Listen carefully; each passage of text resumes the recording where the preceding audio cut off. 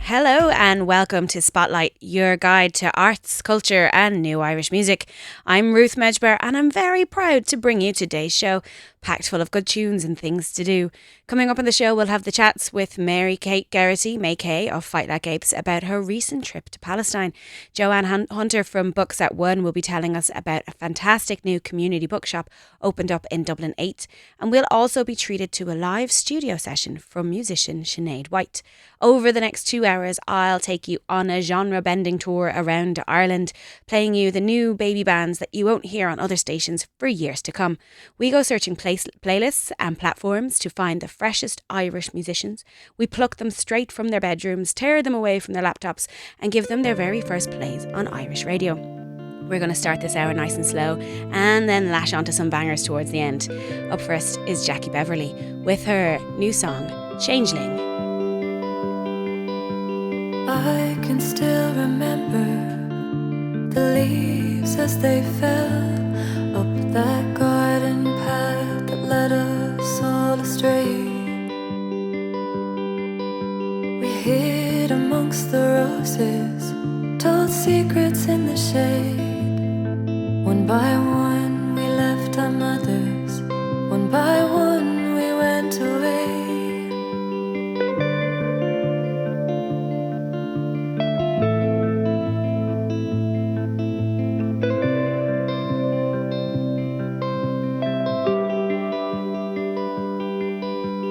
Took us by the hand and asked us all to climb up that mountain where the river meets the snow.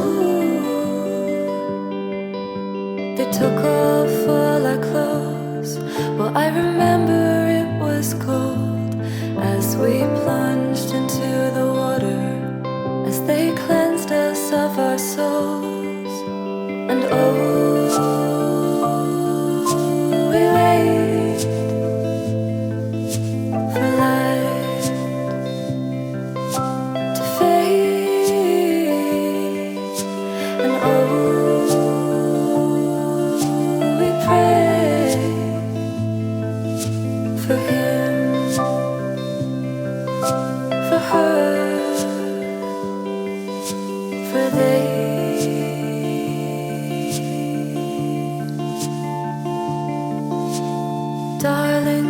forgive me for losing what we've learned. The land doesn't seem to know my name. The streets that we roam, well they do not feel like home.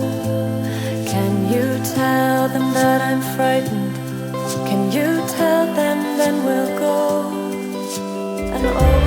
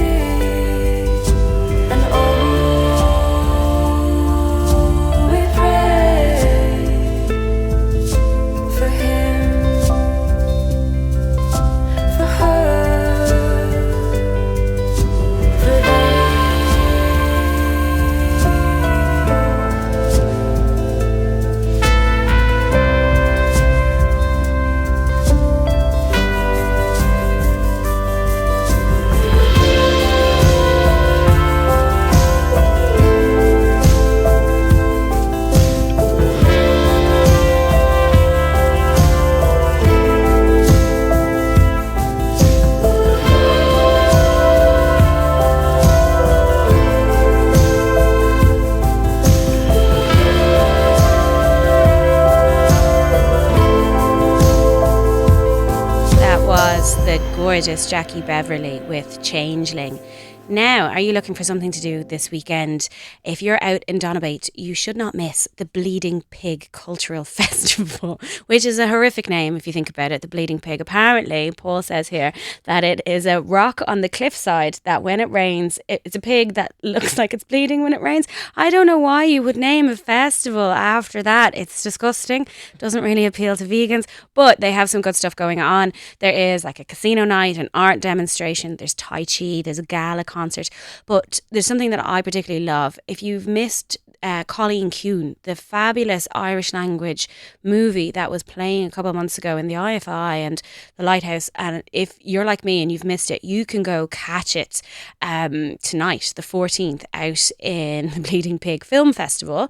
And if you miss it tonight, it's also playing in Driocht in Blanchardstown on Friday the 16th of September.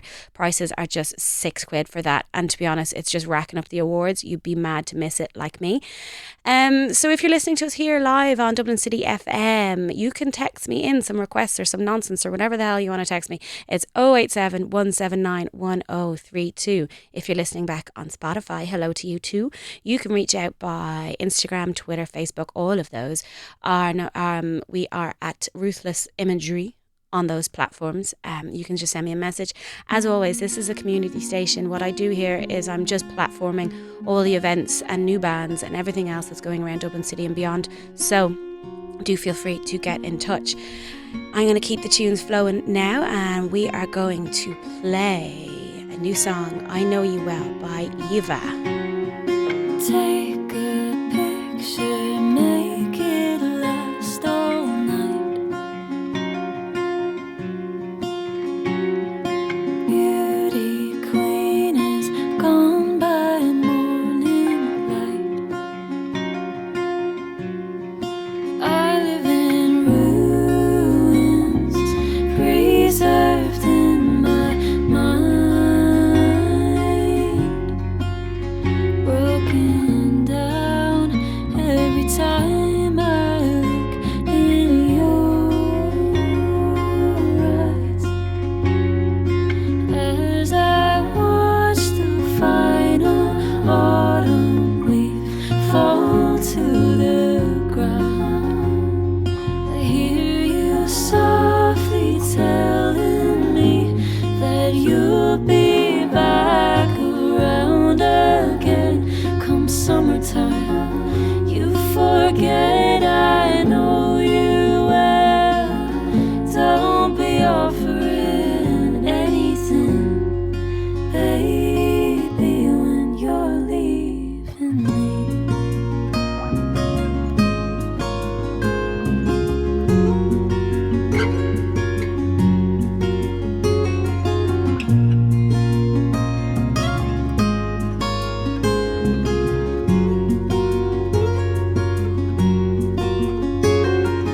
Left alone with all this wasted time.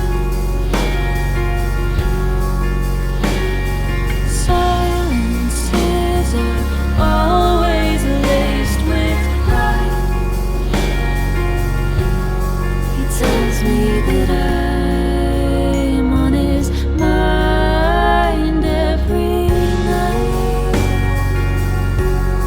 Says if you seek me, you will find. But when he takes a breath, I won't hold mine. 'Cause I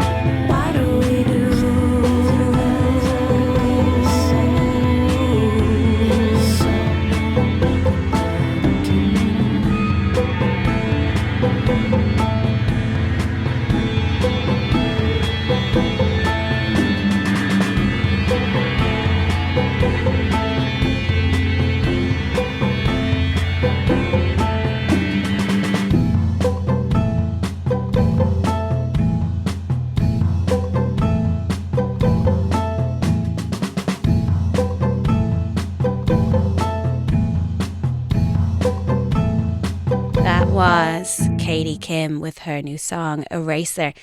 Now, this weekend, actually for all of September, all Sundays in September, Dublin City Council is doing an outdoor cinema club in Meeting House Square. There'll be 2 screenings of children's films. So if you've got kids, if you've got little nippers and you're afraid to bring them to the cinema because they're just crazy bananas children, which most children are, bring them to this because it's outdoors and it's way more relaxed and informal. They're going to be playing all sorts of things like Sing 2 and Clifford the Big Red Dog and Finding Nemo. So if that's your vibe, I mean, it's covered. It's in Meeting House Square. So if you get rained on, you'll be nice and dry. The Outdoor Cinema Club, have a little look at that. Then for the grown-ups among you, Comedy Yard is back. So they're over their summer break. Comedy Yard is the comedy club in MVP Bar on Upper Clanbrassil Street. They're back tonight. They're Wednesdays. Tonight is with Shane Clifford, who has been described by Blind Boy as the best comedian in Ireland, hands down. What an accolade. Also joining him on the bill is Fiona Frawley and some TikTok legends apparently, which I don't really know much about, but sure look, it's in their bio. Michael Sable and Ailish McCarthy. Tickets are just €10. So go and have a little check of them. We're going to crack on with some tunes. This next song is the 2 Magicians by Pauline Scanlon. Pauline is playing a gig in the Pepper Canister Church on the 16th. Okay, so in 2 nights' time. And that's going to prove to be an absolutely beautiful night. The venue is glorious, but when you put an artist like Pauline in a venue like that, you are bound to have such a spectacular night. Have a listen to Pauline here. Here's her song and have a check out her in the Pepper Canister Church. The lady stood at her own front door, straight as a willow wand. Along there came a dusty smith, a hammer in his hand.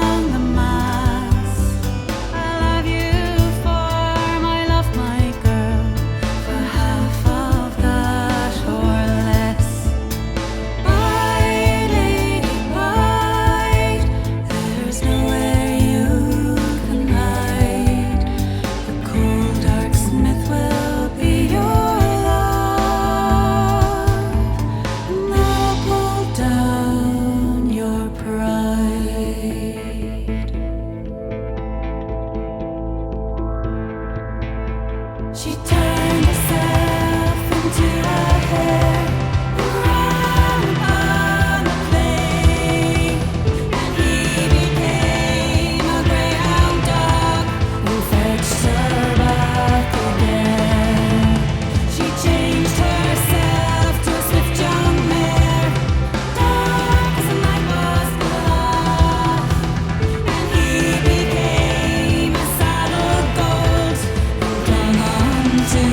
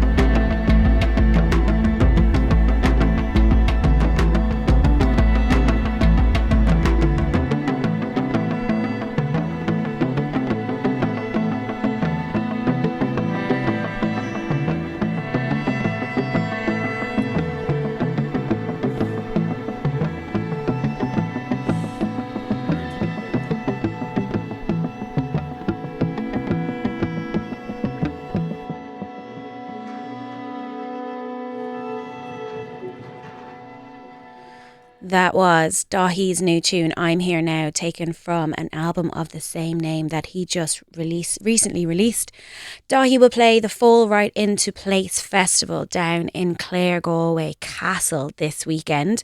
On the lineup, there's also the Mary Wallopers, Houseplants, The Scratch, New Dad, loads playing down in that castle. You should also see myself buzzing around there.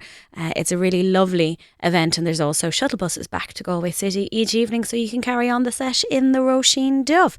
Now, next up, I'm going to play you a track by the Fully Automatic Model, and this is Points.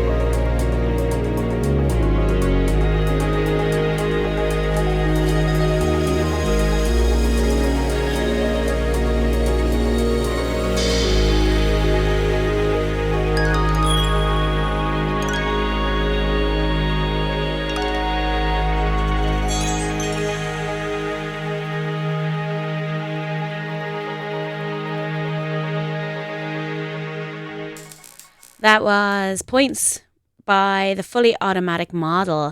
Now stick with us shortly, because after the break we're going to hear from Joanne Hunter from Books at One, a new community bookshop in Dublin 8. As always, if you want to get in touch with us, the number is 08717910332 or Ruthless Imagery on all the platforms. So joining me on the show right now in studio is Joanne Hunter, who is the General Manager of Books at One, which are a community bookshop. A brand new bookshop has opened in the heart of the Liberties on Mead Street. You're very welcome to the studio, Joanne. Delighted to be here, Ruth. Thanks for joining us. So come here and tell me, there's 3 fabulous bookshops around Ireland and our newest one is in Dublin. Now I was very excited when I saw your press release come into my inbox because I'm just back from Letterfrack where I chanced upon your amazing shop there and I was blown away. It's gorgeous. I think that's a vibe, isn't it? It's a thing that you try to do in your shops is make them really welcoming, and that's what I got. It was so welcoming. So tell me a little bit about what's a community bookshop and how does it differ from a normal bookshop? Well, I suppose the main difference is that we're locating our bookshops in places where you're not going to find a normal commercial bookshop. So they could be areas like Letterfrack, which you saw is a lovely tourist area, but in the winter, very low population, not a lot of things to do there. And then also in areas of social disadvantage where it doesn't make sense for a normal commercial bookshop to set up. But then the community aspect is, we're spending a lot of money renovating these premises and selling books during the day. But why not open the doors in the evenings for events that are related to books or anything that's related to community? So I think that's the main difference, that we invite people in. We're open to suggestions. It can be a book club, conversational Irish, writing workshop, but we're open to any suggestions from the people that live in those areas. So it's kind of like a little community hub and a bookshop together. Exactly. Because, it's very welcoming. The one in Letterfrack, it's got a little like a reading nook and then they have a little cafe and it's just adorable. I couldn't get over it. I felt like I'd found a hidden gem of Ireland when I discovered it. Tell me a little bit about the events that you'd hope to run in the Dublin store. Well, it's great to hear that you were so impressed with the Letterfrack shop. So I think we've a lot to live up to in our Meath Street shop. So we officially opened last week. We have been open for about 3 weeks. So we've had the local kids coming into us and we're listening to what they're saying. So like one young fella came in and he said, I'm going to be a writer when I grow up. He didn't say, I want to be a writer. He said, I'm going to be a writer. Yes. So we have a relationship with Fighting Words. They supply the expertise and we'll supply the venue. So they're going to come and do writing workshops for children, for teenagers and for elderly people as well, because I think sometimes we forget that there's a lot of people living on their own. There's a long winter there where they might not have somewhere to go or something to do. So I think the collaboration with Fighting Words is going to be fantastic. And tomorrow we have local children or teenagers who have written a play over the last couple of weeks with Fighting Words and they're performing it in the shop between 5 and 7 tomorrow evening. And is that so this might not go out live, so we don't know what day tomorrow is. So is that the kind of thing that you're likely to see a lot of then in Meath Street? Yeah, absolutely. So history talks, maybe bringing in some of the older residents, getting the kids to interview them, getting their stories down on paper. Oh my God, that's so cute. Poetry workshops, spoken word, whatever people want. I mean, the facility is there now, the infrastructure is there, and anything that's related to creativity in any form. So it can be reading, it can be writing, it could be poetry, it could be art. Yeah. We're going to bring the kids in to tell us what they want to see on the walls of the kids' room in the bookshop. So after I speak to you today, I'm meeting Fink. You might know of him. He's an artist that has done a lot of murals in the area. Wow. Yeah. So you're really bringing the community in. Well, I think we're bringing the community in, but the community have taken us to their heart already. Really? Which is great, yeah. And like I have to mention the Liberties Cultural Association. From day one, the guys in that association, Noel in particular, has been on hand for any bit of advice we wanted. And it can be something to do with culture, but equally can be, what bin company passes here, So. Go on, Noel. Good man for the information. We'll call him Google from now on. That's brilliant because I guess you do really rely on the community to take you in. When it's a venture like this that isn't driven by, financial gain or, you're going up against the big guys really in a lot of the ways, like, the Waterstones or the Hodges Fidgets or whatever they are like. So, Amazon as well. You have to give people a reason to go to a local bookshop. Yeah, so I suppose that's what we want to do. We want to give people a reason and an opportunity to buy their books locally. And I think people are getting the message since things reopened after COVID. They appreciate what's on their doorstep and they realise that if they spend their money on that awful online river, I can't even say the word. With the awful online river. That's the new name for it. That's brilliant. I know, we won't mention them So again. That doesn't support local jobs. No. And people can see that if they spend their money locally, they're, opening up the possibility that maybe they'll get a part-time job in the shop, that their kids might get work experience, when they're doing the transition year programme, and also that it's helping to keep the bookshop as a venue as well. As a venue. I love that, because the one thing that Dublin is really crying out for, and I guess like everywhere around Ireland right now, everyone's crying out for venues, because I feel like they were all scooped up and used as retail spaces or whatever else, or maybe they just closed down during the pandemic. So you're really just giving people, it sounds like a community centre. A bit. It's a mixture between community centre and bookshop. So maybe bookshop by day, we design the shops that all our furniture is on wheels or can be disassembled in the evening, so we can open up the space. Brilliant. And are you open to suggestions from people about, like, if they want to have a reading or a show or something else there, can they come in to you and say, can I do this? Oh, absolutely. I'm just after a few days in Louisburgh, which was our first shop that opened in 2016. And obviously we were closed down during the pandemic. Yeah. And people are coming back into us now for poetry readings, conversational Irish circles. We have a wonderful event happening there in the next couple of weeks. It's called Wonders of the Wake. So it's a collaboration between an author. I think he was a New York Times bestselling author for his book, My Father's Wake. And he has drawn in some musicians. Ooh. So it's going to be like a celebration of death, really, I suppose. This sounds intriguing. I love it. And he came to us. Wow. To ask, like, could he use the bookshop for that? And Yeah. we said, absolutely, yes. Oh, maybe it's something that we can, at Spotlight here, we can do like a broadcast from your store and do a poetry reading or something. I'm just, the ideas are firing and I love that.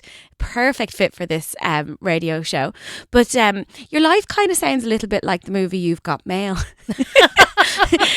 Is that true? Are you? Oh, I have too much mail. I have about 100 emails that I haven't got around to answering.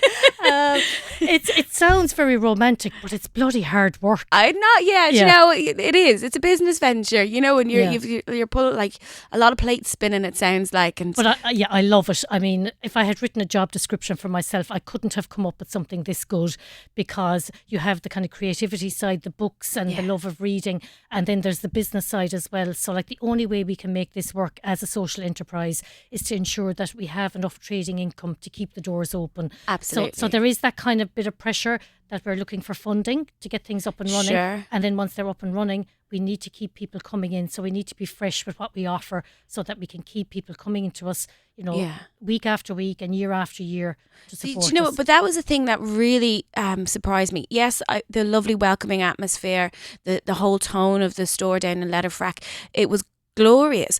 But it was the books that you had for sale that really blew my mind. There was a lot of really they spoke to me. There was a lot of arty books. There was a lot of Irish art books. And that's something that you just don't see in the bigger shops. You know what I mean? I feel like the bigger shops just offer you the bestsellers list and a couple of other, titles, and then that's it. But I went into your shop and I was like, oh, someone's been choosing these really well. And that's not just because you had my book. But you did have some really glorious books that I've never seen in shops before. So I kind of went around and I was like, writing down a little list. I was like, I have to come back here for this and this and this, because obviously I couldn't spend like €500 as much as I wanted to. I was in the camper van as well and I couldn't go back with like another 10 kilos of weight. But I was like, this is glorious. Who makes the selections? So I was as you were talking there, I cannot take credit for the books that are in each shop, because what we want to do is, we're a network. So we have, some idea of the stock that we want in the shops, but it's up to each individual shop manager to put their own stamp on it. So Mary and Vincent, who you met in Letterfrack, they're very much involved in the book industry. They have a small publishing business and they're next door to the Letterfrack Design and Furniture College. So the design and art books fit very well there. And then they also have a strong interest in poetry and in Irish publishing. Yeah. But overall, Books at One, we do support Irish authors and Irish publishers. 15 of our 20 best-selling books in the last 2 years are either by Irish publishers or Irish authors. Now, I have to admit that Peppa Pig Snuck into the top 20. You can't really argue with Peppa Pig, though, can you? Let the kids have their day. But that's an amazing statistic, and you should be very, very proud of it. It just sounds like you're doing amazing things for the community, and I cannot wait. Get up to the Liberties now and sink into a good book and maybe just watch a performance or take in some courses or whatever it is you've got planned. Thank you so much, Joanne, for joining us. And for anyone listening, make sure you fill out your Christmas wish list at Books at One and go in and buy everyone a good Irish book from a good Irish bookshop. Thank you so much, Joanne. Thank you, Ruth.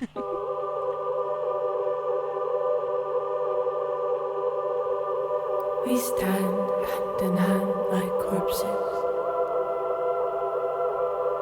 Our friends are corpses too. And the man who took the photograph likes the look of you.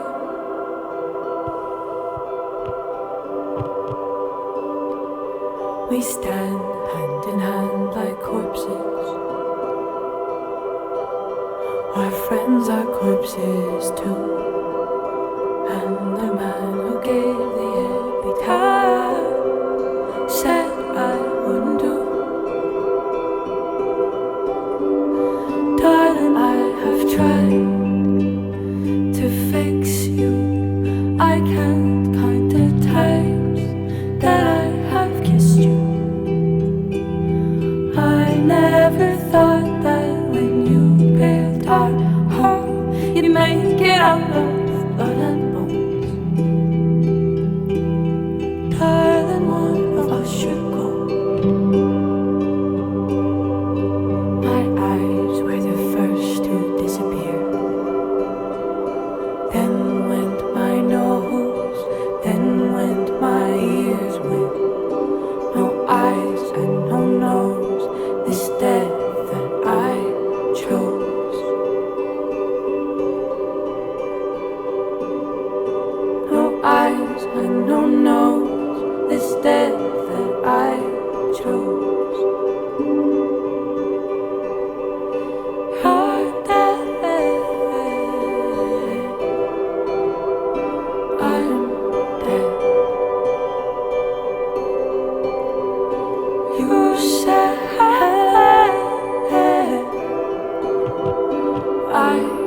let you try. Darling, I have tried to fix you. I can't count the times that I have kissed you. I never thought that when you built our home, you'd make it out of blood and bones. Darling, one of us should go.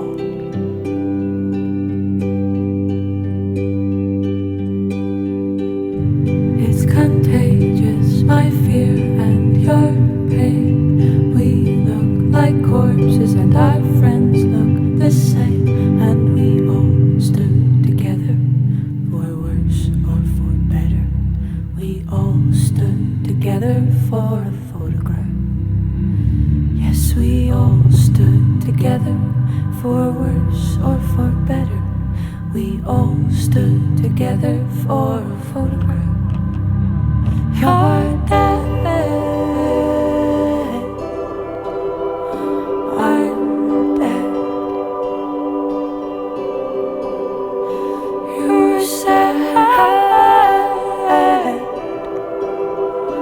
I let you try. Darling, I have tried to fix you. I can't count the times that I have kissed you. I never thought that when you built our home, you'd make it out of blood and bones. Darling, one of us should go. Darling, one of us should go. Darling, one of us should go. Darling, one of us should go. That That was the ever beautiful Saint Sister with Corpses. Okay, I cheated a little bit there. I know it's a new Irish music show, but it's not really. I can just play whatever I want, and I really wanted to hear that song. Let's talk about theatre. Let's get all posh for a second and talk about theatre. There's a new show on the Abbey called Joyce's Women, which opens this weekend on September the 18th and runs to 15th of October. It was written for the occasion of the 100th anniversary of Ulysses, a book that we all claim to have read, and none of us have. Is one of Ireland's greatest contemporary writers. She's turning her attention to the life of one of her favourite greatest novelists, which is, of course, James Joyce. It's by Edna O'Brien, and she says about the experience and about writing this play that James Joyce had been my ultimate hero for 60 years, but to paint the canvas of his life was daunting. Therefore, I decided to depict him as seen by the key figures in his life: his mother, his wife, his mistress, his patron, Harriet Weaver, and his beloved daughter, Lucia, which I just think is a gorgeous concept for writing about someone that you admire and you adore and you like the work of. So it's in the Abbey. I've shot the promo picture for this, don't you know? But what I love about the Abbey is that they're not just putting on shows like you would normally see. They're doing a sign language interpreted performance. They're doing an audio described and captioned performance. And they're also doing something called a touch tour of stage and set, which is for vision impaired people to go and to, you know, literally feel up the set and to see what it looks like, which I just think is so inspired. Moving on, as well, opening on the 17th of September for the whole day from 12 to 5 p.m. If you're a foodie, I'm not, but if you are a foodie, get yourself down to Collins Barracks in Dublin 7. This is a new location. It's not new, but it's like everyone seems to be like jumping aboard the Collins Barracks bandwagon because it serves a purpose so well of being an amazing city centre venue. So this is called Eat the Streets. And are you a novice urban farmer looking for composting tips or curious about what food was served for dinner in 1916 perhaps? Or maybe you're a climate campaigner pondering the future of food. If you get down to there, Eat the Streets are putting on demonstrations with chefs, workshops like Earn Your Knife License, which is fantastic. They're doing a honey tasting, composting workshop. They're doing a workshop called The Science of Soda Bread. I think it's just really interesting, really intriguing. It's part of the Dublin Climate Festival, and it's bound to be a really interesting few hours spent down there. Now, we just heard Corpses by Saint Sister, and we're going to keep a very sombre tone here. We're going to play a new song called Call the Coroner by Shawnee Birmingham. Call the coroner. He's the man for you. I saw you fall in the wishing well. Flipped a coin, but you couldn't tell if all your dreams were good money spent. Stood in disbelief. All that could have been. The wildcats with their yellow eyes. The fear that comes alive at night.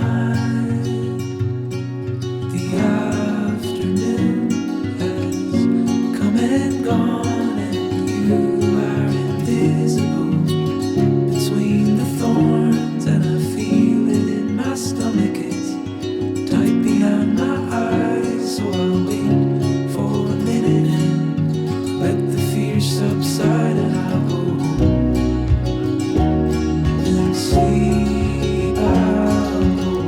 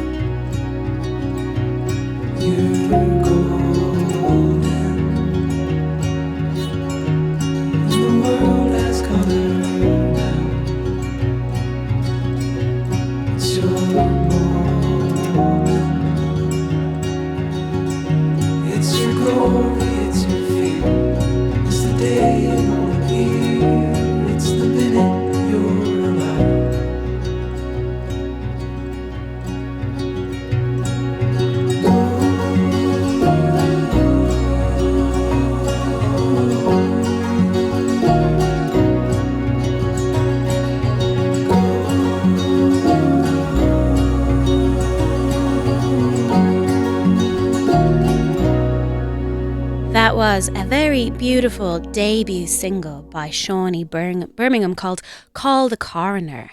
Now, an event that's happening this weekend, actually in 2 days' time, on Friday the 16th of September in Dublin Castle. It's called Spiral at the Castle. It's a dance event. It's a performance concept of improvised electronic music in public spaces, inspired by the outdoor live music movement taking place in Seattle, LA and Berlin. Sure, all the cool places in the world. It's a drop-in event and it's a durational performance. So anytime between 1 and 4 p.m. this Friday. So if you're on your lunch break around town, have a look in Dublin Castle. Get your lunch there as well. It's a really nice place to just hang out. We're going to liven things up a little bit here now with another brand new Irish tune, this time from Somebody's Child. This is Broken Record.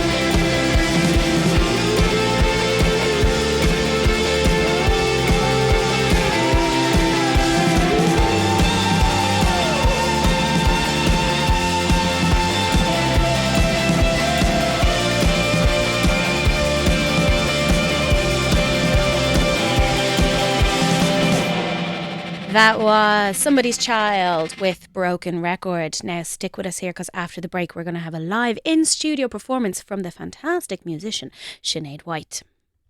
103.2 Dublin City FM, your community radio station. This is Owen from East Wall. I love listening to 103.2 Dublin City FM. From Dunleary and Ballybrack to Foxrock and Ballantyre, Tala to Palmerstown, Swords to Clontarf. This is Richard from Drumcondra. I love listening to 103.2 Dublin City FM. All over Dublin, you are listening to 103.2 Dublin City FM and online at dublincityfm.ie.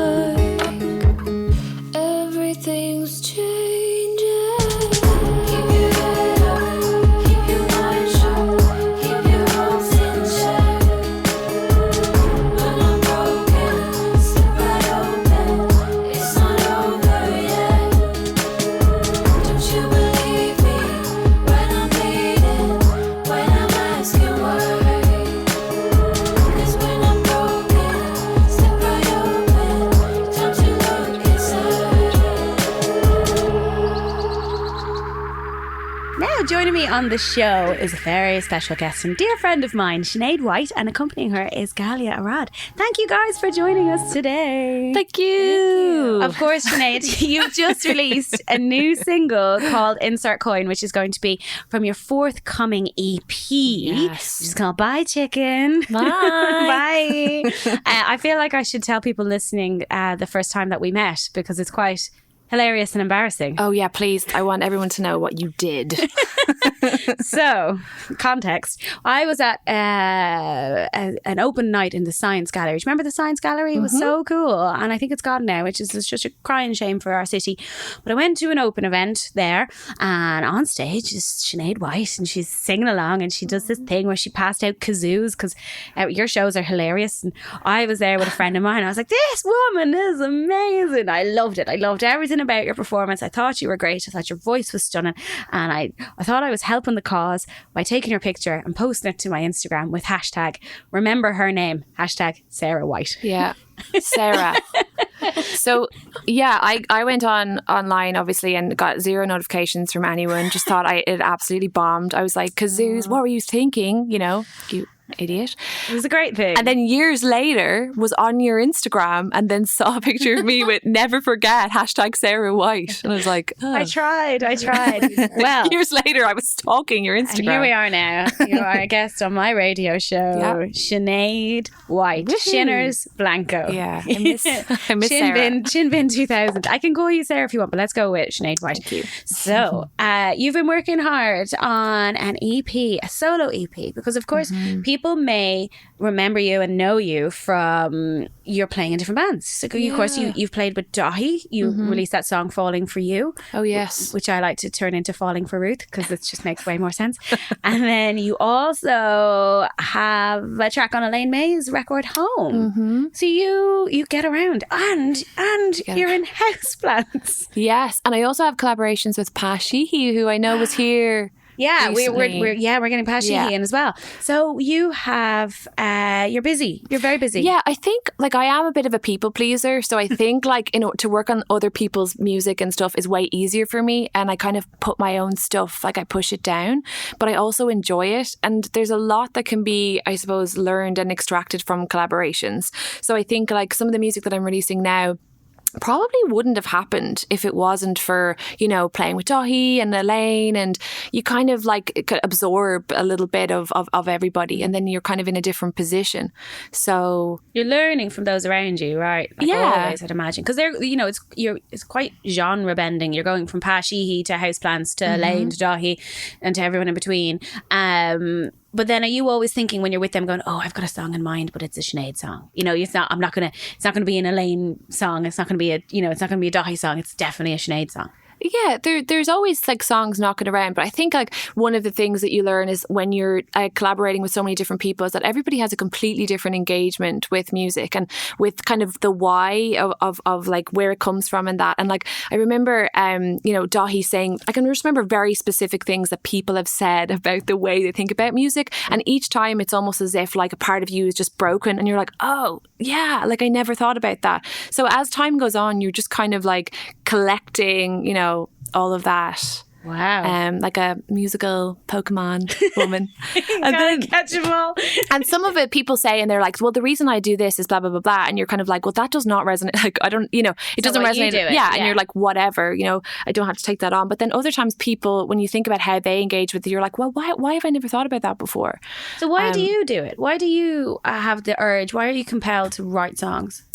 I don't know. I think I always was. I always like found it. Like when I was growing up, we had a piano in our house that like was bought for me because I just loved music. But I think I just always found it like I kind of disappear. I would just sit and play at the piano and kind of disappear. And my brother's friend used to say our house was like a silent movie because I was always just like, and I was like terrible, but like I loved it. I didn't care. Like I did not care that I was terrible. You were a silent movie. That's what the house was like. It was just kind of, and then I think I just got older and it just became a habit.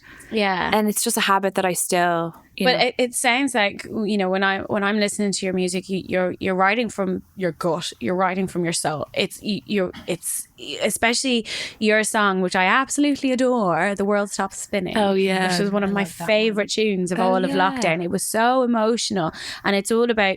It was about lockdown, but it wasn't like an obvious lockdown tune. There was a lot of people writing these tunes where it's just like, I'm at home eating a scone. Yeah. You wrote this massive sad banger, which was gorgeous. It was about being disconnected, and it was about missing people and longing to get back to your life, and it was about the grief of the life that we had lost and we didn't even realise it. And I remember playing that in the car and just losing it, having to pull over going, oh my gosh, she's so right. Finally, I'm right. I do, and I think that's why I connect with your music that way, because I just feel like you're writing all the things that I can't say, which is beautiful. Your new EP, yes, that must have been quite a cathartic process writing that, because it's a breakup record, isn't it? Yeah, it was. It's so funny because I really enjoyed it. It was almost like, I don't know if you've ever seen that movie. Is it Something's Gotta Give, where like Diane Keaton is like writing a book and she keeps like crying singing and like laughing maniacally, and it was kind of like that, and it just felt really good. And like I'd write a really sad line and I'd be like, yes, you know what I mean? And it was actually like a kind of the only way I could make that experience bearable. And I'm lucky that I can do that, because I always think about people that don't have that creative outlet. Like, do they just go and like get a 6-pack, or like what is? I think they go to the gym. That's what I think. All those gym people, because you know people who really love the gym, and I'm looking at them going, no. So is the 6-pack is just grief? 6-pack of grief. That is your next song. But you know what I'm saying? So I'm always feeling like, oh, it's amazing that like I can do this, because otherwise I just don't know what happens. Like, does that, where does that go otherwise? Yeah. So you channel it in a really artistic and useful way, which is beautiful. Which can be good, but then it also does make you a bit of a misery guts for ages, because you're kind of like excavating. You're like this weird emotional like archaeologist, and you're just like trying to revisit the pain over and over again. So I don't know. I think it's almost like, the way like a counsellor would have to have boundaries around that. I feel like as a way artists also maybe need to practice that, so that we're not just like sucked into our own. So it probably doesn't help when you have to come on radio shows and revisit the pain again. No, this is like the worst.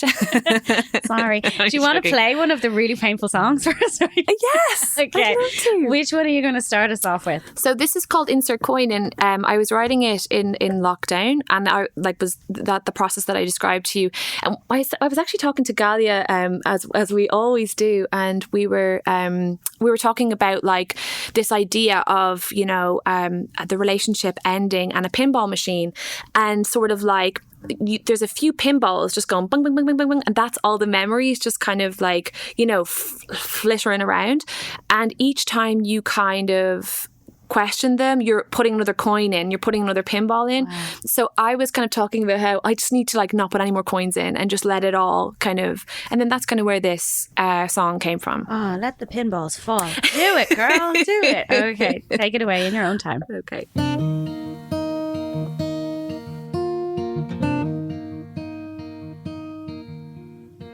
Now that you decided you don't want me in your life, yeah, I got a scissors, cut out my gizzard.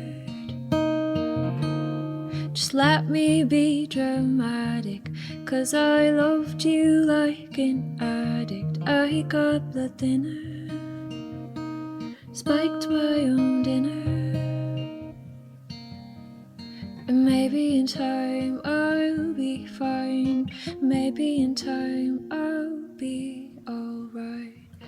It's not me, it's my hand reaching out to pull you in. We've come this far, we're heart to heart, skin to skin. It's not me, it's my head reaching out to call your name. We've come this far. Insert coin to start again.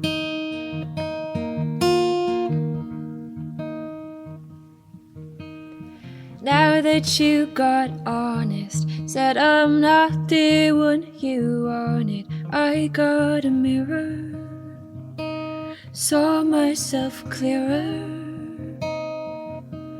Just let me be a mess, 'cause I still reach for you in bed. And it's not me, it's my head reaching out to pull you in.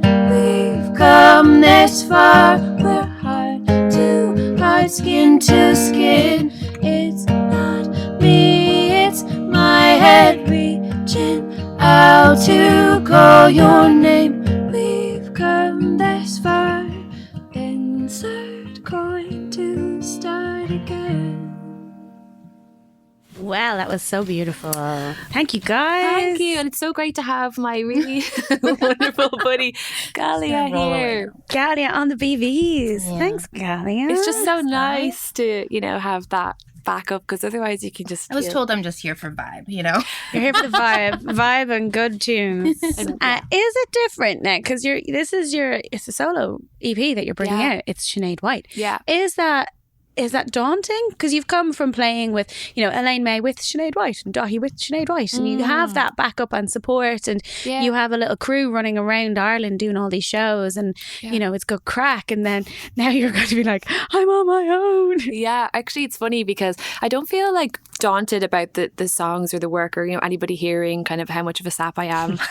Beautiful sap. But I do feel not worried, but just like, oh geez, I love like the crack, as you were saying, of like being in the band, and like just the rituals around that. We go for dinner and we do this and we do that. So I think if I am going to do, and I was speaking to you about this actually, Galia, where if I'm going to do a tour or something next year, I'm going to bring people like me. Thank you. And Galia, and just kind of be like, make a little. Galia's like, I didn't agree to this. Just for vibe. This is a contract, Galia. You're going out to dinner part. Just say yes on radio. No. Okay, so that's how you're going to do it. You're just going to surround yourself by good buddies and get up on stage. Your stage performances, for anyone that hasn't seen you play live, they are missing out, because you were absolutely hilarious. Well, I have this weird trait that when I get nervous, I just kind of can't stop being like really silly and ridiculous, and you just crack jokes like there's no tomorrow. It's a disease, and it's horrible because anyway, like you could be launching into a really sad emotional song and you were laughing. It's just nerves, though. I guess our like nerves all kind of manifest differently. I think it's really genuine, though, and it is lovely watching you perform, because I do see you up on that stage playing your own songs, and I'm like, she is the most her she's ever been when you're up there. Oh. Yeah. So it is what a big nervous energy. I love you, Sarah. Sarah's dead. Sorry, hashtag Sinead White. On this EP, you stepped up your skill set a little bit, right? Oh, yes. You did a bit. You kind of went into more of a producer role, as well as a songwriter, as well as a singer, So how does that come about? Did you actually just sit there and try and teach yourself Ableton or something like that? Yeah. So I actually downloaded Ableton for the first time in 2015, and I was like, I'm going to do this. And then, my friend Daithí is a great man for kind of demystifying the whole thing. Right. So like the amount, and also my friend Chris Bubenzer from Diffusion Lab, like I would sit beside them, I'd be like, what are you doing there? And they'd just be like, I'm just after slapping a bit of, so everything just became slapping a bit of bass on that or whatever. Yeah. So everything just became more accessible. Yeah. And especially when you see these producers, like there is a kind of a thing, like they have like a smoke machine in their house and they're kind of like acting like it's really hard, and it's not. I'm not saying like, okay, it's super easy, but it's not. Rocket science. It's not. No, and I think it's really nice when people do allow you into that world by showing you how easy it is. You know, or trying to bring you along. And it is, I think, important for us to allow other people into our zone, especially with photography as well. It's not that hard. It's not rocket science. People see me using equipment, I'm like, no, it's really easy. I can show you in like 3 steps. And we're sitting here behind this massive desk in the radio studio, which hands up, I don't actually know how to use, but the guys to my left and right, Ashley and Paul, they know how to use it, and they're assuring me that it's not that difficult. So I guess we all rely on other people to kind of help us along. So you started learning how to produce your own records, and did that change how then you would write the song, or how you would, or even like the sound of everything? Yeah, it did. And you see, the thing about it is now I'm trying to bridge the gap. So I have kind of like this song, Insert Coin, which has all those like kind of 8-bit samples that I have, and I've kind of manipulated them in a certain way. And I got these sort of this trap drum beat that I reprogrammed. And like that all sounds really cool. But then how am I going to do that in a live setting? And so I have to kind of be able to like bridge the gap and have it still, the song needs to make sense kind of in both realms. Yeah. Because I'm an acoustic artist at heart, that's kind of where I started. I don't think that's ever going to go away. But I think like I just started kind of when I realized that all of these programs like Ableton and Pro Tools, there's not one way of doing anything. You literally just like manipulate it and engage with it in your own way. Yeah. And even if you don't know what you're doing per se, and you're just like, I'm just going to put what's this thing? An oscillator. And you just like, so it's all experimenting, Experimenting when you have a naturally tuned ear to music. Because if I was to go experiment with Ableton, it would just sound like, no, not even going to go there. But yeah, it's brilliant to watch you grow in that regard. And then talk to me then about what you see your live show looking like. Obviously with Galia there. Eating dinner. Now that we're engaged. We're having a live on-air Lock proposal. this down right now. She said yes. I think I'm going to have my push. I use an Ableton push. Okay, that's to kind of maintain those sample Eve sounds I was talking about. But I also am a piano player. Like that's kind of my main thing. So I think I'll probably just have a piano and a guitar. But it's just such a pain to lug that all around. But it's worth it though, Sinead. Let's just put the effort in. It's such a pain. No, it is worth it. But I'll help. I'll roadie for you. No, it'll. So I need to kind of think about it. But I do think it's one of these things where it's like I need to have a couple of gigs. And be it like, out. oh no, I'm never doing that again. Absolutely. You know? And are you going to continue to play with other people and collaborate with houseplants and with, anyone else that kind of comes your way if it's right? Yeah, like I'm obsessed with houseplants, as you know, and I love being involved in that band. And it's just, it's actually given like such an energy into my life, So I feel like that's an amazing thing. But I used to be sort of like, yes, anytime anybody asks to collaborate. And I don't think I want to do that at the moment, just because I have this EP, but I have other stuff as well in the pipeline. And I just want to focus on for a long time, the collaborations I was so kind of focused on those that when people would say, oh, I looked at your music online, I'd be like, like cringe. But now I sort of just want to focus on actually like representing myself properly with what's out in the world and have that match what the music I have created privately. It's a very exciting time for Sinead White by the sounds of it. Can you play me another tune from your forthcoming EP, please? Yeah. So this one I've actually had for a little while. Yeah. But it's similar subject matter, and then on the EP it's very different. And it was funny because I have twin nephews, and I said to my brother, can you just send me like some baby talk, like of them talking? I want to put it into a song. So in this song, they're actually in it. Yeah, and it has a lot of kind of childlike elements and anyway. But so that's on the full band version that we will hear when your EP comes out, and when we catch you live and you figure out how to play all of those on top of your acoustic piano. Your nephews can come. Your nephew. Oh, but it's so funny because my brother sent that to me and then I never said anything about it, and I actually forgot. And the song was coming out, in a few weeks, and then I was like, oh, by the way, did I ever tell you that Senan and Dara are on that? My brother was like, they're going to want royalties. Yeah, exactly. Fantastic. Okay, cool. Does that sound in tune to everybody? Yeah. What is it called? This song is called When I'm With You, I Can't Breathe. When I'm with you, I can't breathe.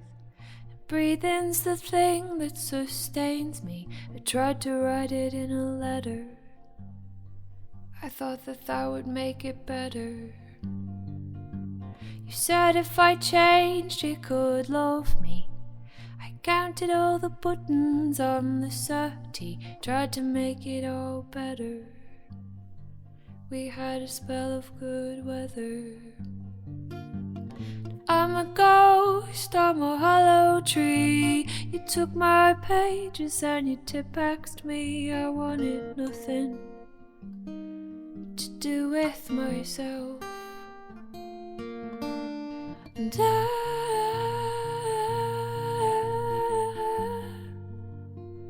it's a tug of war. My arms are getting sore.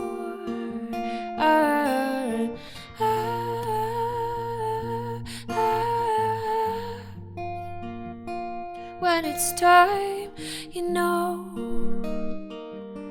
but you won't let me go. Got swept away in the undertow. You stood there laughing, wouldn't throw the rope, but tried to think of something clever to justify this endeavor. And I'm a ghost, I'm a hollow tree. You ripped my pages and you rewrote me into a sci-fi thriller. Yes, surprise, I'm the killer.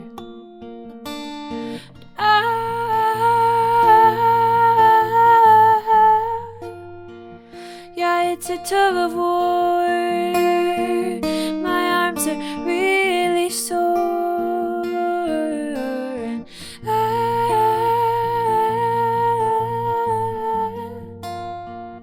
And when it's time, but you won't let me go. And now it's over, and I can see that you were afraid of losing me, but you have a funny way of showing it. You should probably work on that. Woohoo! That's fantastic. So that's When I'm With You, I Can't Breathe by Sinead White. Yeah. So that's taken from Buy Chicken. Yes, and it's so funny that the way that you say "buy chicken" is perfect, but I heard it on the radio recently, and someone said like it's from Buy Chicken, and it sounded like it was like go out and buy chicken. So we're not working for like Board Bia here. You're not encouraging the sales of chicken or live chickens. You just go out and buy a chicken. Yeah, and it's funny because you have an idea, and it's only when you hear other people say it that you're like, what the hell? I get it. It's like buy chicken. It's like, buy chicken. Maybe I should have put a few E's like buy. Bye. No. Okay, it's Buy Chicken. That is coming out at the end of October. You have a new single that's coming out on the 14th of October. Yes. And Insert Coin is available now on Spotify and all the streaming platforms. And we hope to see yourself, accompanied by Galia, on an exclusive world tour very soon, that you will come back and give us all the details for. Guys, thank you so much for joining us here. Thanks for having us. My pleasure. Yeah, it was great.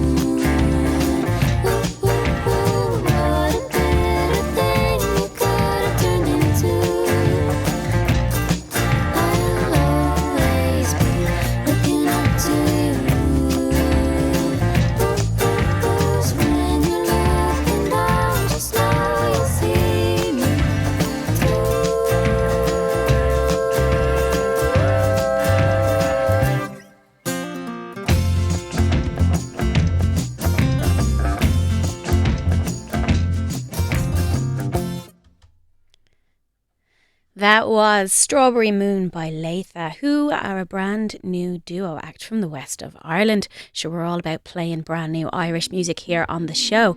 And we're going to liven it up a little bit more. Again, this is Kaya T with a pop banger called Flight Mode. Keep ignoring this text, going out of my head, but I'm fine. I know that I'll make it through this. Hard to focus these days. What the hell's coming next? I don't know, but I'm begging I hope the stars hear me calling up above, and they say, what's up, don't sign now.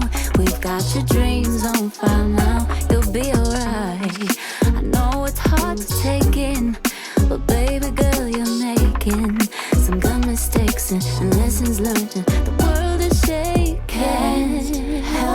just cry all night and cry all night. I do. My phone can't take no more calls tonight. I'll save it all they use and set it to flight mode.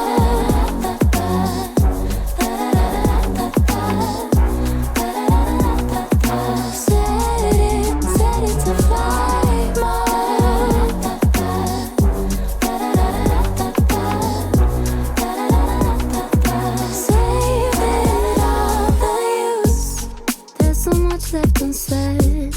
Now I leave you on red, and it's fine. I know that you'll make it through this. Gotta focus these days. What the hell's coming next? I don't know. But then I hope the stars hear me calling up above, and they say, "What's up? Don't sign now. We got your dreams on file now. You'll be alright."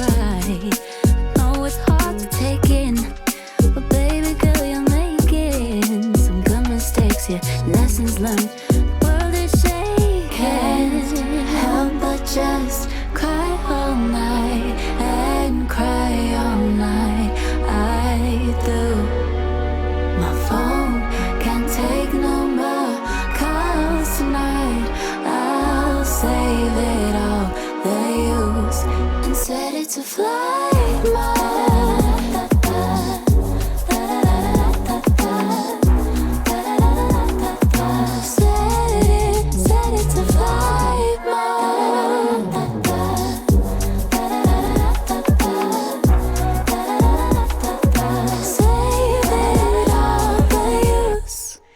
Hello and welcome back to Spotlight. I am still Ruth Medjber and thank you for joining us. If you are listening live on Dublin City FM, you can text us 087 179 1032, or if you're listening back on Spotify, hello to you too.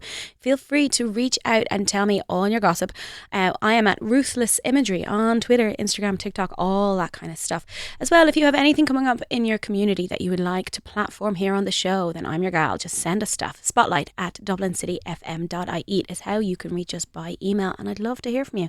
Now, I'm going to play you a tune by Elaine May featuring May Kay. Stick with us because we're going to have May Kay in for an interview about her recent trip to Palestine. I forgo pleasure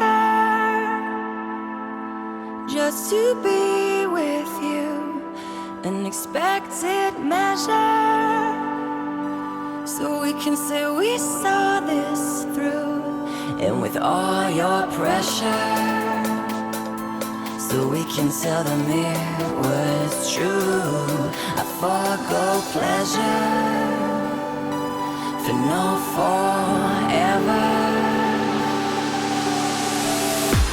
I guess with some kindness and blindness we managed to hold this down. And now that we're standing on top of this throne, I can't see you now. A mixture of kindness and blindness, we managed to hold this down. But now that we're standing on top of this throne, I see you now. I guess with some kindness and blindness we managed to hold this down.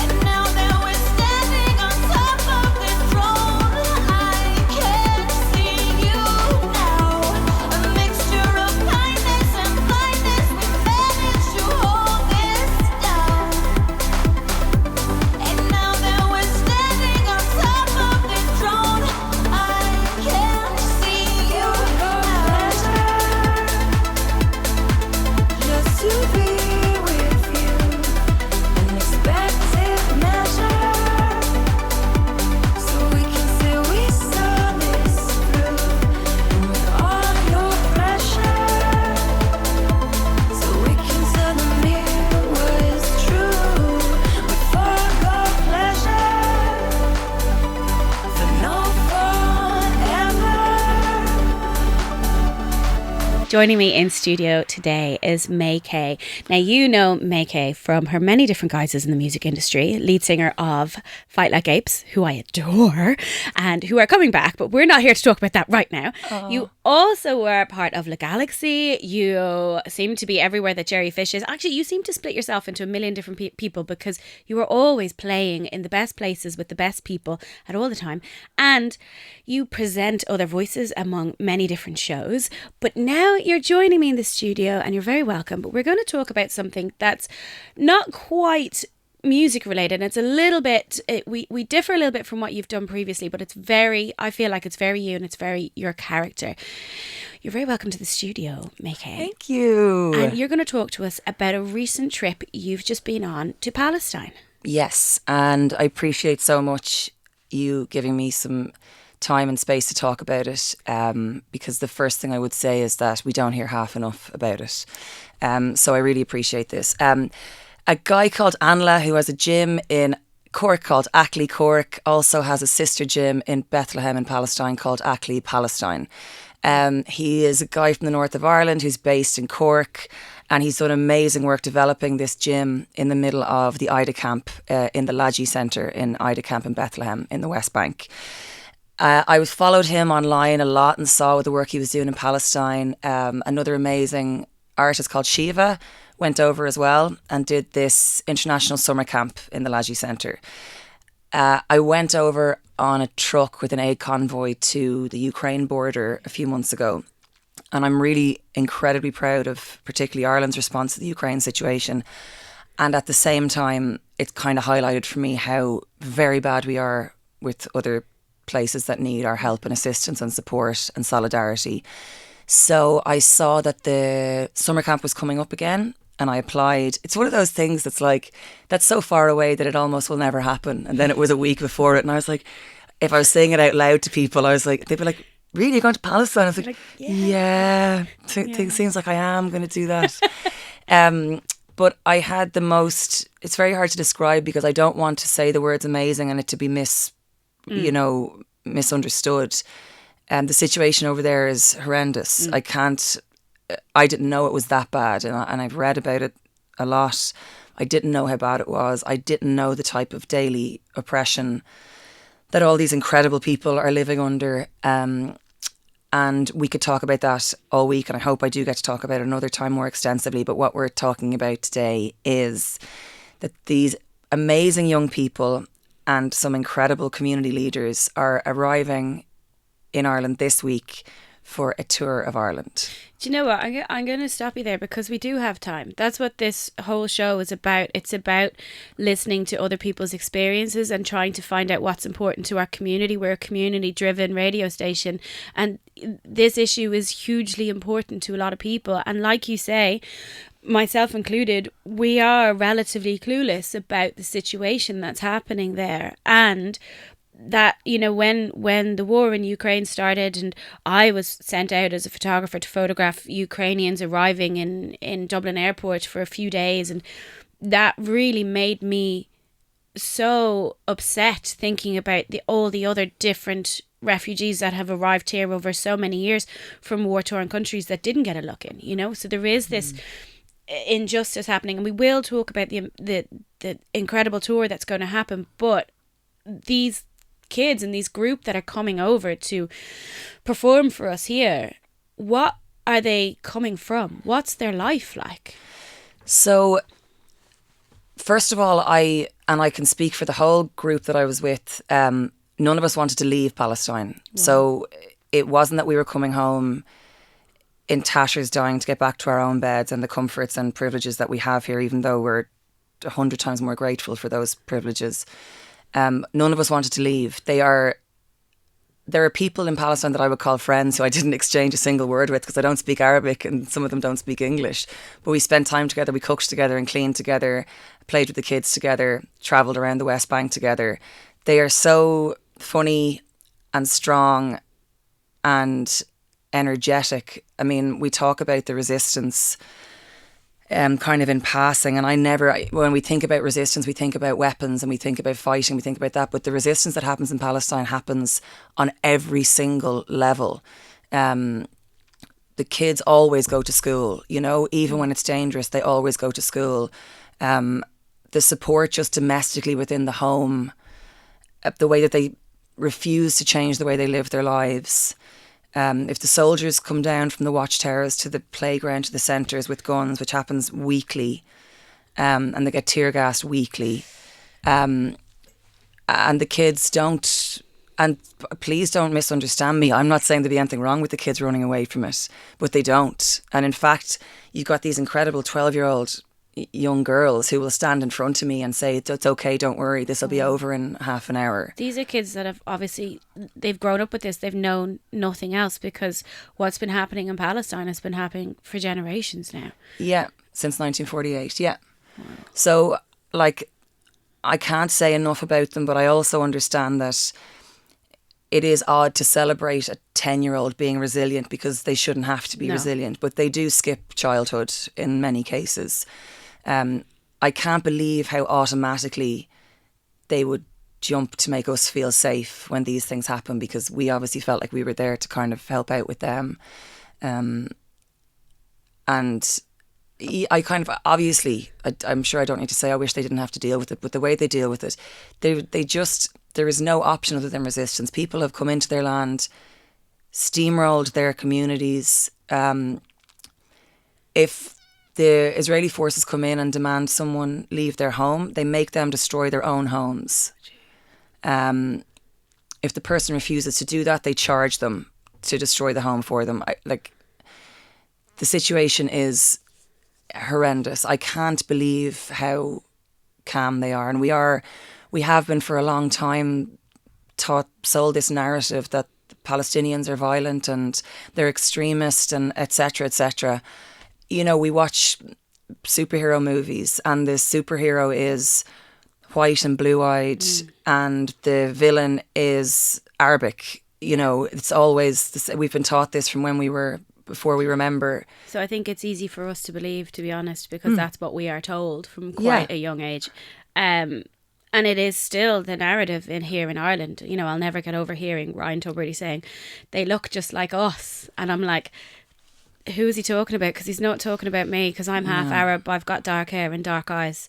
They don't look like me. You know, talking about Ukrainians coming to Ireland and we should help them because they look like us. And that broke my heart. But that was just, there were so many examples of how casual racism exists in Ireland and in Europe, even to this day. And I think that's why it's so easy to turn the page and ignore what's been happening in Palestine, which is not right. Yeah, and I think we've been given lots of tools to ignore it. One of them is that we're led to believe that we couldn't socialise with people from the Middle East because of their extreme religious views. They're no more extreme than views that we have here.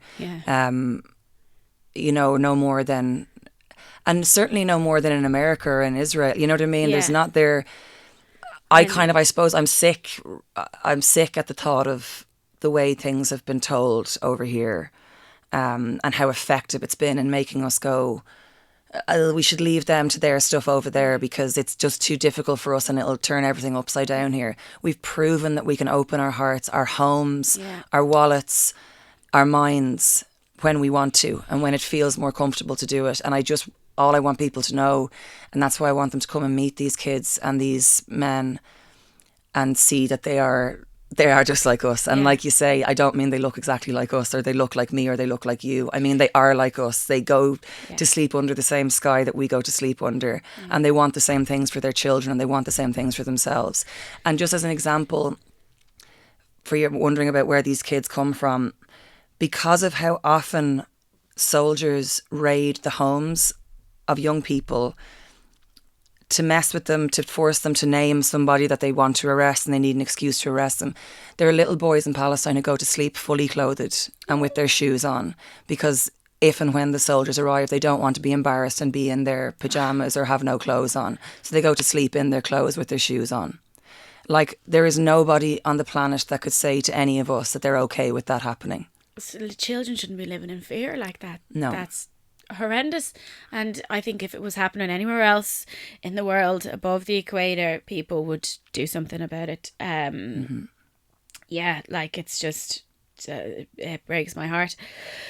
Let's talk about what we're doing, what you are actively doing and what they are actively doing. And they're coming over here. I mean, is it right to say for a little bit of respite, like, as well? Well, if you saw their schedule, like, respite to them is very different to respite to us. I have their schedule here and I'm looking at it and I'm getting tired reading it. So Wednesday the 14th of September, they're up early at 10 a.m. outside the GPO doing their dancing. So it's Laji Dapka is their dancers, and it's the Palestinian dance. Now I was like, do I know what the Palestinian dance looks like? So I looked at it, right? It's a little bit like Irish dancing, isn't it? Yes. But one of the finest, most wonderful moments of my entire life was one of the days when we were hanging out with the kids and doing activities together. Is they taught us the Dapka and we taught them a Cayley. And it was the most gorgeous. But yeah, totally. Now this is very unpatriotic of me. Their footwork's a bit more intricate than ours. Is it? I'm sorry now. It's because we're half cut when we do it. But so one of the gorgeous things was on the last day in the camp, the kids put on like a little concert for us, and they did the Dapka dance, and then these 4 wonderful musicians played some traditional Palestinian music. So there are a group of 22 coming over from Palestine. 17 of them are performers.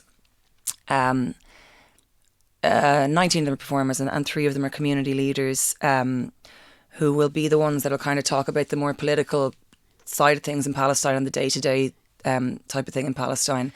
That's what they want. They I know this sounds so obvious, but I can't say it firmly enough. They just want to be heard because they're not being heard.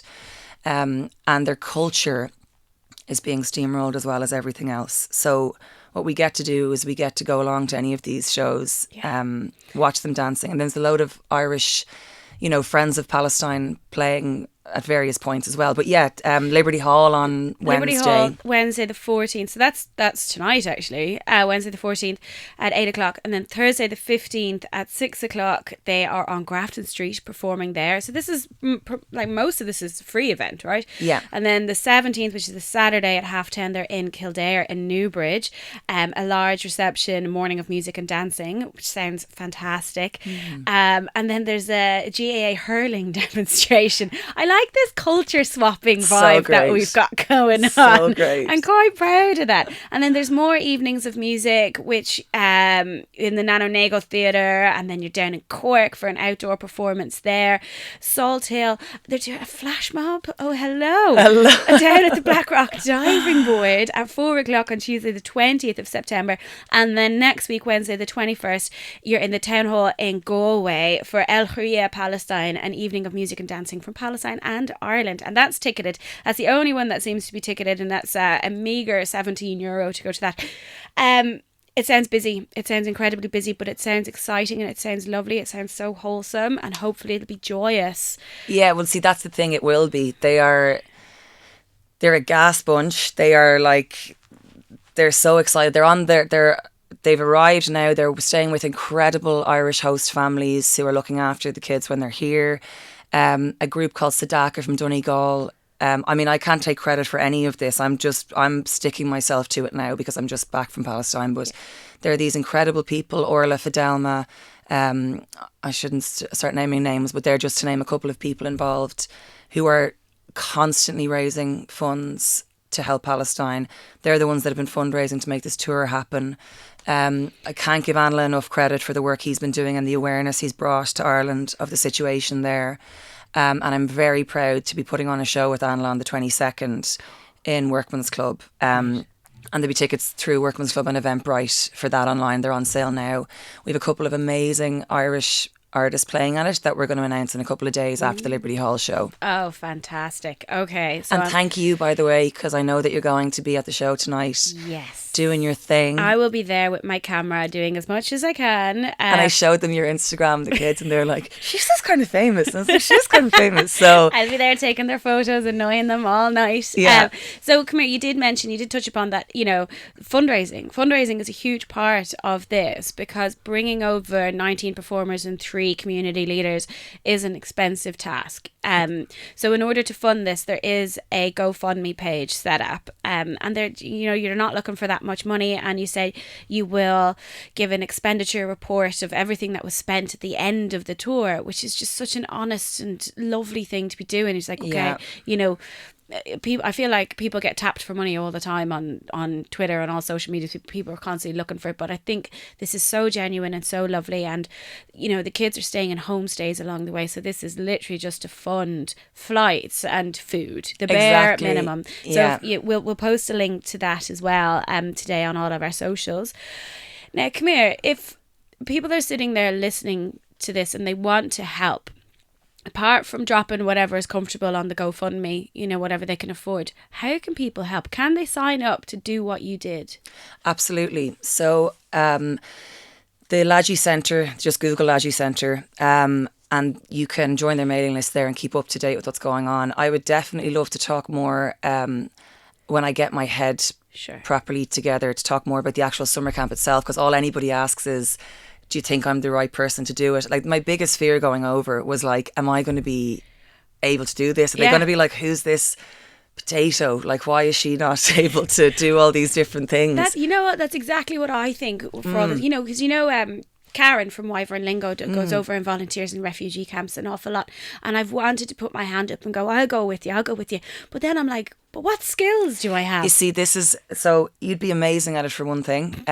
What you need to be is willing and able to kind of do anything. So whether that means manual labour, whether it means sitting and listening to someone talk about, like, let's say, for example, we met a woman one day who has started this group called Mothers of Martyrs. If the Israelis arrest and incarcerate a Palestinian, and let's say for 10 years, and the Palestinian dies 5 years into that sentence, they keep the body to see out the sentence. So those mothers don't get to bury their sons. That's horrific. Yeah, so what you want to be able to do is sit there, take it in, and then come home and talk about it, which is why I'm so grateful to be talking to you. That's what they ask you to do. They ask you to listen, and you have to be ready to be wrong about stuff. A lot of my preconceptions were wrong. Like, for example, a group of, I'm calling us foreigners because they call us foreigners, which is funny because I'm not used to be called a foreigner. So, I am. Yes, yeah, exactly. Welcome You'll be fine to with the it. club, lad. Yeah. So let's say, for example, the apartheid wall, there was a group of foreigners that wanted to come over and as a project do art on the wall, but the Palestinians said no, because they were like, we don't make that beautiful. Yeah. It's an ugly wall. Yeah. It's an apartheid wall, and we will not, it's temporary, because their will to return is very strong. Yeah.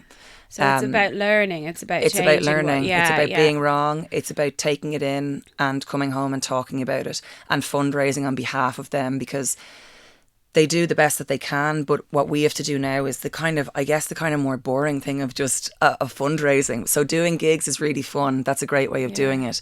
But it's the constant slog that these amazing people in Sadaka and the Irish Palestinian Solidarity Campaign, IPSC, they do it all the time. And that's what Palestine needs. They need us to talk, and they need us to fundraise for them. And there is really interesting ways of fundraising, you know, so you play to your strengths. I had an exhibition for the Refugee Council there, like last year, which was great, and we did a lot. We raised 10 grand. It was like amazing.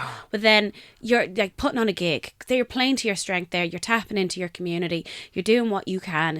You're also sitting here wearing the most banging Palestinian football jersey. It's absolutely class. A bunch of people who were displaced and ended up in the UK have started this FC Palestina team, and if you on Instagram, if you go on to FC Palestina, and I got in touch with them because I'm very cynical and skeptical these days of people's intentions. Do you know what? I'm glad you're saying this, because I was about to buy that shirt maybe like 6 months ago, and I was like, to check. Wait, they're in the UK. Where's this money going? I know. Who are these? But you followed through. I was just skeptical. I got in touch with them. There, like, so they're really good lads. And I got in touch and I was like, I'm so sorry, you're just probably just doing your best, but can you let me know about where this money's actually going? Yeah.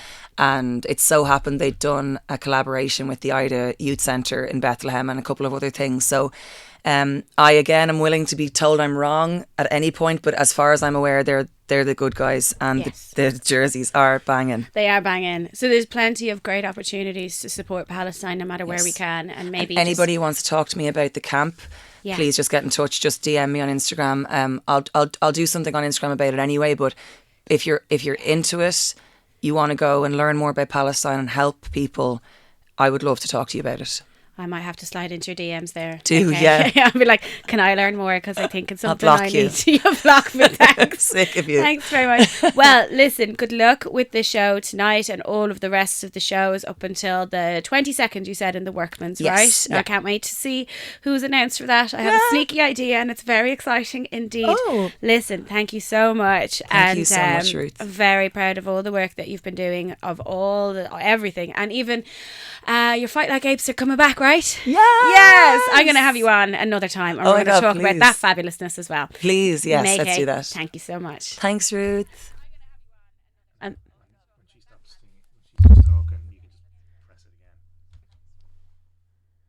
that's all we have time for on this week's episode of Spotlight. If you missed anything in this show, you can listen back on Spotify immediately or catch us next week on Wednesday between 2 and 4 p.m. Thank you so much for listening today.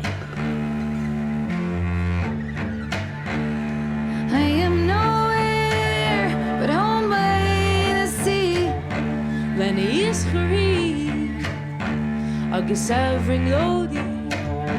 Whisper my secrets, embracing thee. Oh, carry my song across the sea.